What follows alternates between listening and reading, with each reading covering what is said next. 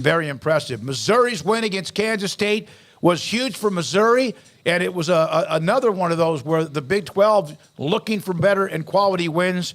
And we're joined by, again, Jarod Hamilton, PowerMizzou.com on the Tigers and their win against Kansas State. Jarod, thanks for your time. How huge was that? It's a top 20 team. Kansas State's now out of the top 25. How important did Eli Drinkwitz need that particular win? I mean, it was huge. I mean, many people thought it was the game of his career that he kind of needed to win this. The first couple of games, the offense seemed a little, at times, lackluster. They brought in Kirby Moore over the offseason from Fresno State to be the OC, and this whole offseason they just kept saying, it's going to be a more explosive offense, more explosive. And you didn't really see that the first couple of games, and he knew after the NCSU game, after it was much closer than it needed to be, that, like, all right, I gotta put something out there, and him and Kirby Moore did a heck of a job on Saturday, and they not only did they beat a top 15 team, they beat a team they consider, one of their rivals. So it was a big day for them. Jarod, how does this change maybe the optimism about the rest of the season, getting a win over a top 15 team, over a longtime rival, even though they haven't played it as that much since they left the conference? Does this buoy the enthusiasm, the push for the rest of the season? I know for myself, I was thinking, just from my perspective, I was just thinking this is a 7-5 team going into the season. And I'd always told people that they could get 8-4 depending on how the quarterback play looked going into week 3. I was still unsure. I didn't pick them to win versus KSU, honestly. But with the game Brady Cook had and how that offense played, and their defense is their strong. So considering their defense didn't play that great, but they showed how to close. I mean, I think the floor now becomes 7-5. It's more than the expectation, and there's a potential for 10-2 with 9-3 being in play. So right now, I feel like they're in the 8-4 range, but I think 9-3 is a possibility, and if everything goes right, it looks like 10-2 could be that ceiling. How much did Brady Cook do to encourage the Mizzou faithful, and how much of that performance mattered in the grand scheme of things, you think, for a guy that people wanted to see more from and that put it out there and had a great performance on Saturday? Well, you could tell it was just like a tough day. I mean, it was a positive day, but it was a tough day because, I mean, since he got the starting job, heading into last year, there was always questions as to, could he do the job? Is he talented enough to do the job and all that stuff? And then he ends up winning the starting quarterback competition. There's still people saying, I don't know. And then he has a career day with 356 yards and 3 total touchdowns. And he really put the team, on his back for the most part. I mean, he did well. And he said in his post-game interview, like, it was kind of hurtful to hear before the game when they're doing starting lineup introductions. I didn't hear it, but Coach Drink and others on the staff kind of mentioned how some of the Missouri fans were actually booing him during the starting lineups. And so he was like, I hope Brady didn't hear that. And when Brady spoke, he was like, yeah, I heard it. But, basically it is what it is. And he just shows everybody, what he can do. And he was saying, he hopes the fan base can get behind him because Brady Cook, since he was little, all he wanted to do was be the quarterback for Missouri, and he's doing it. He wants people to rally behind him, and he thinks and he hopes that a win like this and a performance like that will kind of help that. What do you think has been Eli Drinkwitz's biggest problem in building to this point over there's finally some juice in the few years he's been there?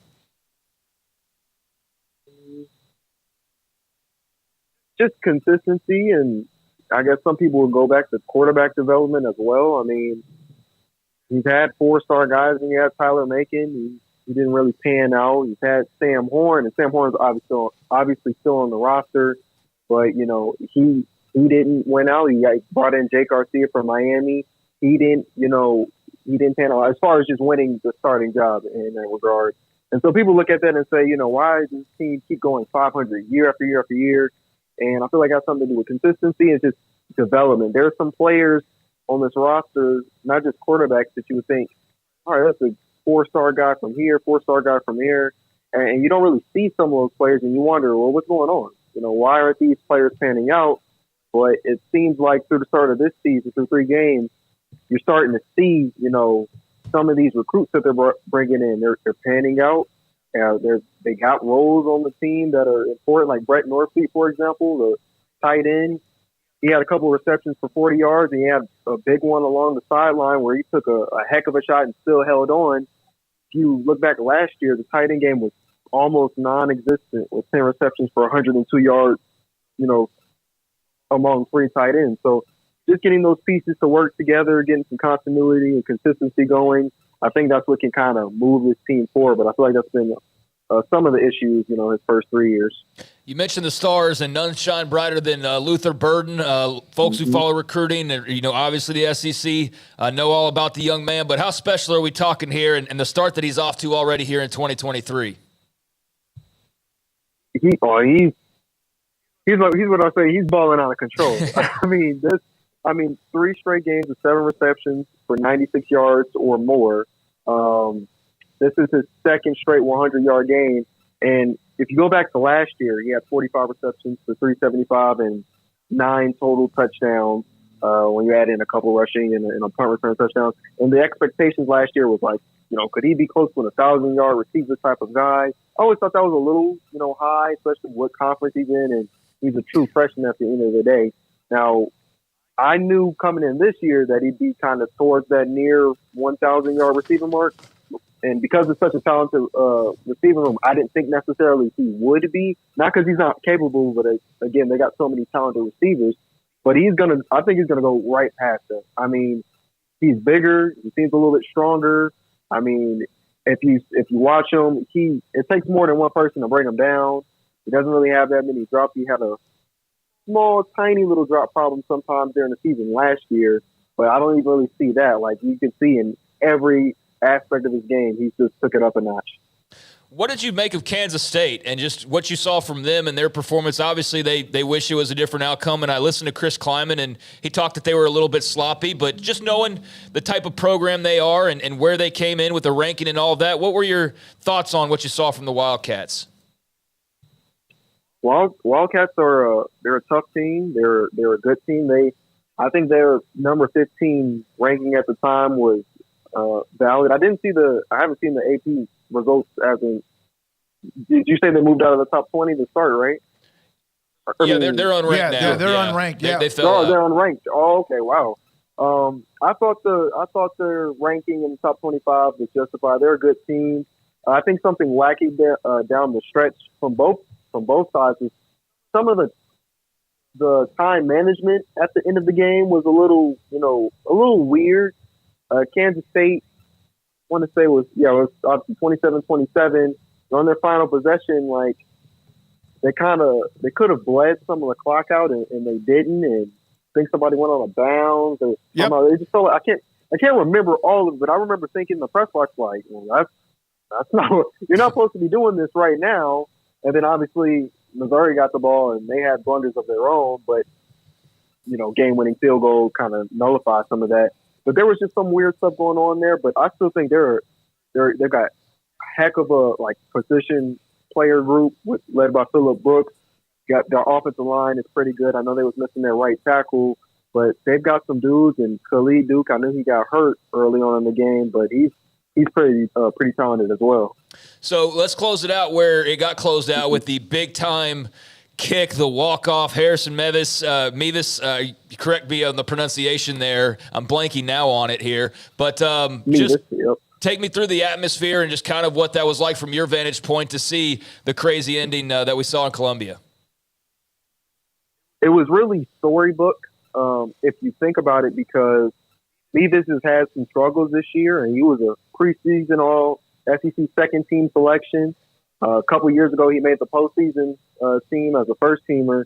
And so he had some struggles last year, missed 6 field goals. Entering this game, he missed 2 field goals, missed his first PAT versus MTSU. So there's been all types of things on. Is it the snap? Is it the hold? Is it the kick? Even in the second quarter, he missed a 53-yarder. And the problem isn't so much that he missed a 53-yarder, but he admitted after the game, like, when he went to kick, he hit the field before he hit the ball. So he kind of knew from the jump that he was probably going to miss that kick. So to go from all these misses and people kind of being unsure about what he can do, you know, to making an SEC record 61-yard field goal after the blunder from, you know, the Missouri sidelines and stuff like that, from taking it from 56 to 61, to make that kick with that pressure versus a rival team, versus top 15 team. I mean, it was huge. Like, it really felt like, as Drink said after the game, like a redemption type of story. Because last year versus Auburn, he had the exact opposite, a 26-yard field goal from right in the center, and he missed it. And they would have gone on to lose that game. So it was just kind of a storybook thing. Hey, man, we appreciate it. We'll have you on again with Missouri news as it moves forward. We appreciate your time. By the way, just to let you know, Jarod, that the SEC has handed down some suspensions for the Tennessee-Florida fracas, so to speak, after the Florida win against the Vols. And we have that. Garrett, I just put that in your inbox, by the way.